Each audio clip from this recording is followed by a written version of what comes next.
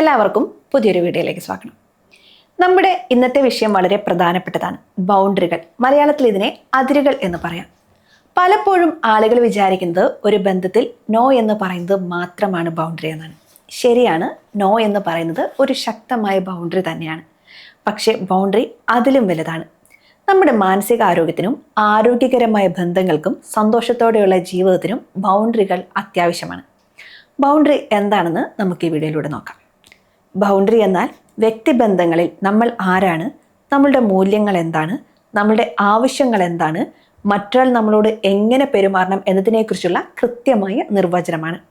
ഇത് നമ്മളുടെ personal space, personal time, emotional side, energy എന്നിവ സംരക്ഷിക്കാൻ സഹായിക്കുന്ന ഒന്നിനെയാണ് ബൗണ്ടറീസ് എന്ന് പറയുന്നത്. നോ എന്നത് ഒരു സ്ട്രോങ് ആയിട്ടുള്ള ബൗണ്ടറി ആണെങ്കിൽ അതിരുകൾ സ്ഥാപിക്കുന്നതിൽ മറ്റു പല വഴികളുമുണ്ട്. നോ പറയാതെ തന്നെ നിങ്ങൾക്ക് എങ്ങനെ ബൗണ്ടറികൾ സ്ഥാപിക്കാം എന്ന് നമുക്ക് നോക്കാം.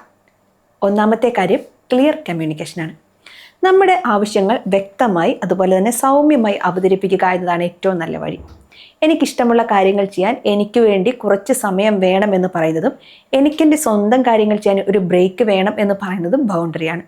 ഇത് നോ പറയുകയല്ല, എനിക്ക് ഇത്തരം കാര്യങ്ങൾ ചെയ്യാൻ സമയം വേണമെന്ന് ആവശ്യപ്പെടുകയാണ്. രണ്ടാമത്തേത് ഫിസിക്കൽ ബൗണ്ടറീസ്. ഇത് ശാരീരികമായ അകലത്തെയും ശരീരത്തിൽ തൊടുന്നതിനെക്കുറിച്ചുള്ളതാണ്. നിങ്ങൾക്ക് അസുഖമുള്ളപ്പോൾ ഒരാൾ അടുത്തു വരുന്നത് ഇഷ്ടമില്ലെങ്കിൽ ഇപ്പോൾ കുറച്ച് അകലം പാലിക്കുന്നത് നന്നായിരിക്കും, കാരണം എനിക്ക് സുഖമില്ല എന്ന് വേണമെങ്കിൽ അവരോട് പറയാം. ഇവിടെ നോ പറയുമ്പോൾ അപ്പുറത്ത് നിൽക്കുന്ന ആളെ വേദനിപ്പിക്കേണ്ട കാര്യമില്ല, മറിച്ച് നമ്മുടെ ആവശ്യം അറിയിക്കുകയാണ് ചെയ്യുന്നത്. അതുപോലെ തന്നെ മറ്റൊരാൾ നമ്മുടെ ശരീരത്തെ തൊടുന്നത് നമുക്കിഷ്ടമില്ലെങ്കിൽ അതും കൃത്യമായി അവരോട് കമ്മ്യൂണിക്കേറ്റ് ചെയ്യണം. മൂന്നാമത്തെ കാര്യം ടൈം ബൗണ്ടറീസ് ആണ്. നമ്മുടെ സമയം ആർക്ക് വേണ്ടി എത്രത്തോളം ഉപയോഗിക്കണമെന്ന് സ്വയം തീരുമാനിക്കണം.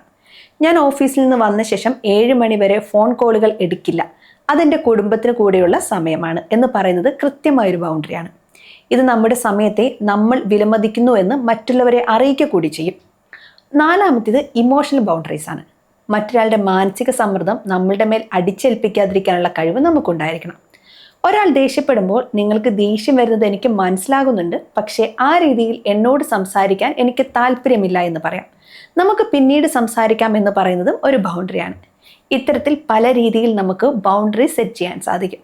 ബൗണ്ടറികൾ നിലനിർത്തേണ്ടതിൻ്റെ പ്രാധാന്യത്തെക്കുറിച്ച് കൃത്യമായൊരു ബോധ്യം നമുക്ക് ആവശ്യമാണ്.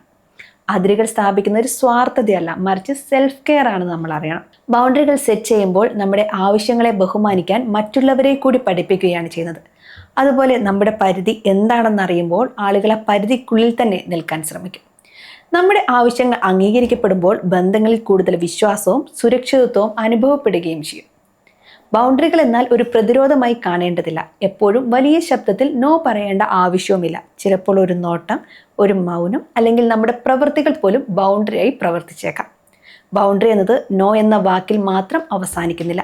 നമ്മുടെ ആവശ്യങ്ങളെക്കുറിച്ച് വ്യക്തമായി, സൗമ്യമായി, ആത്മവിശ്വാസത്തോടെ സംസാരിക്കാനുള്ള കഴിവ് കൂടിയാണിത്. നിങ്ങളുടെ അതിരുകൾ നിങ്ങൾ തന്നെ സ്ഥാപിക്കുക. നിങ്ങളുടെ മാനസിക സന്തോഷം മറ്റാരേക്കാളും എന്തിനേക്കാളും വലുതാണെന്ന് തിരിച്ചറിയുക.